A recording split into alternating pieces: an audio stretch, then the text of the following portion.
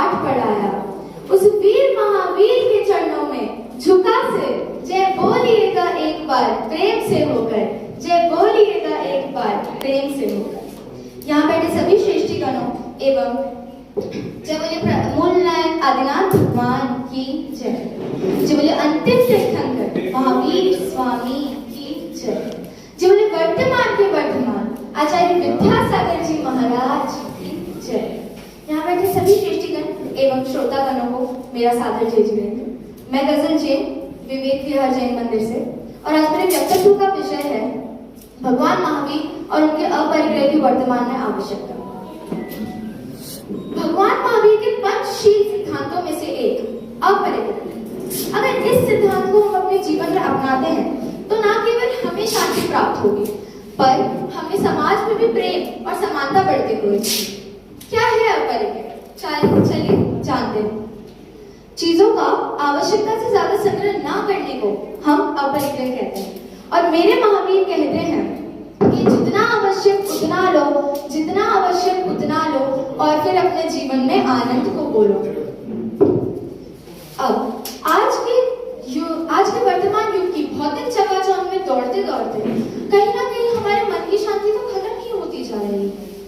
हमारे जीवन में विलासिता तो बढ़ रही है, किंतु संतोष खत्म हो रहा है। और इस संदर्भ में भगवान महावीर द्वारा बताया गया अपरिग्रह पहले से कई ज्यादा उपयोगी हो चुका है। तो चलिए अब हम जानते हैं कि क्या है अपरिग्रह और मानसिक शांति का संबंध। आज मनुष्य जितना ज्यादा संग्रह कर रहा है वो उतना ही ज्यादा तनाव से घिरते जा रहा है। बैंक बैलेंस तो बढ़ रहा है पर नींद कम होती जा रही है। तो असलियत तो ये है कि हम जितना ज्यादा धन से जुड़ाव रखते हैं हम उतना ही ज्यादा दुख के भागी बनते हैं। और महावीर का अपरिग्रह हमें ये सिखाता है कि हमें रिश्तों से और अनुभवों से ज्यादा जुड़ाव रखना चाहिए, धन से नहीं।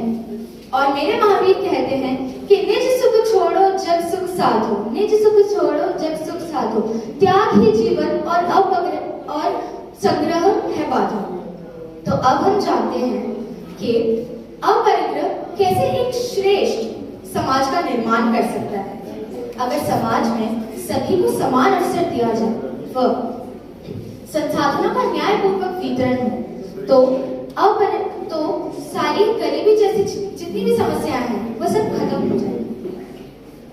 आज कई लोग अरबों में खेलते हैं और कई को 2 समय की रोटी भी नसीब नहीं हो पाती।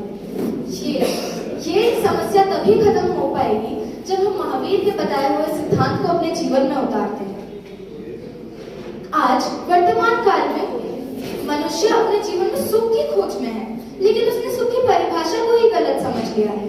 उसको लगता है जितना धन और संसाधन उसके पास होंगे उतना ही ज्यादा सुख उसे मिलेगा, लेकिन ये सच नहीं है। सच तो ये है कि सुख वह नहीं जो धन से मिले, सुख वह है जो मन से खिले। अब सवाल ये उठता है कि क्या वर्तमान काल में हम अपरिग्रह को अपने जीवन में अपना सकते हैं? तो जी हाँ, बिल्कुल अपना सकते हैं। पर कैसे? अगर हम अपने जीवन में अनावश्यक वस्तुओं से त्याग ले लें और दया को महत्वपूर्ण, अगर हम दया को ज्यादा महत्व दें, हम रिश्तों को धन से ज्यादा प्राथमिकता दें और अपनी एक साधारण जिंदगी को जिए, तो आइए हम भगवान महावीर का सिद्धांत को अपने जीवन में अपनाएं और एक श्रेष्ठ समाज और जीवन को बनाएं। अंतिम में मैं 4 पंक्तियां भगवान महावीर के चरणों में समर्पित करना चाहूंगी। ममता दया का रूप है भगवान महावीर, ममता दया का रूप है भगवान महावीर, संयम